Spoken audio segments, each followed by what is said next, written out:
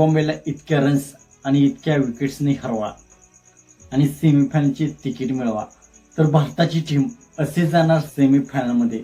समोर आले नवीन गणित, नवीन रन रेट, नवीन समीकरण.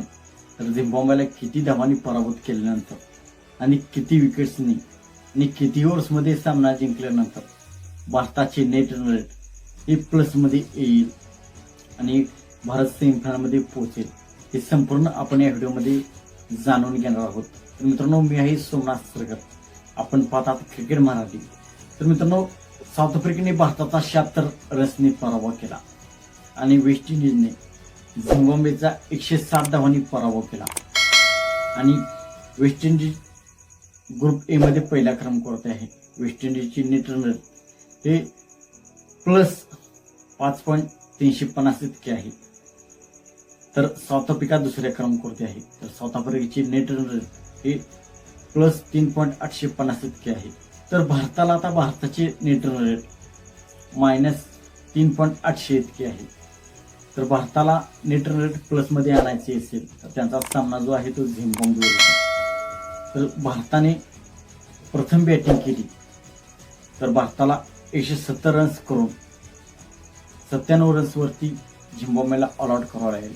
म्हणजे 77 धावांनी भारताला सामना जिंकायचा आहे. जर भारताने प्रथम बॅटिंग केली तर 77 रन्सनी भारताला हा सामना जिंकायचा आहे. मग भारताने कितीही रन्स करो, 200, 220, 230 कितीही रन्स करो, आणि जर भारताची टीम चेस करत असेल म्हणजे मागून फलंदाजी करत असेल तर झिम्बाब्वे टीम किती रन्स करते यावर आता अवलंबून असणार आहे.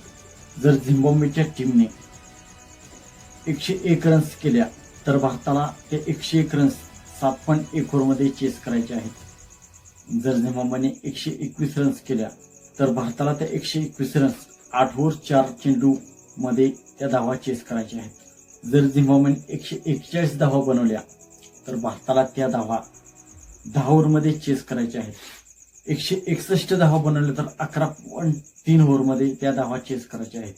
आणि 181 धावा केल्या तर त्या धावा 12.5 ओव्हरमध्ये चेस करायचे आहेत. तर भारताचे नेट रन रेट प्लसमध्ये येईल.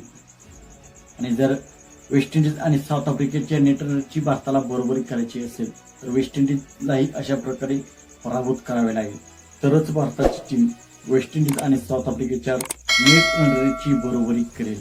जर भारताने प्रथम बॅटिंग केली तर झिम्बाब्वेला 77 रन्सनी हरवावे लागेल.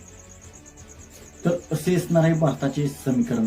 झिम्बाब्वेला 10 ओव्हरमध्ये, 8 ओव्हरमध्ये, 12 ओव्हर्समध्ये जे टार्गेट झिम्बाब्वे देईल ते टार्गेट भारताला चेस करायचे आहे आणि ही आशा करायची आहे. म्हणजे या जर साऊथ आफ्रिकेने वेस्ट इंडिजला पराभूत केले तर फक्त भारताला वेस्ट इंडिज आणि झिम्बाब्वे या दोन संघाला पराभूत करायचे आहे.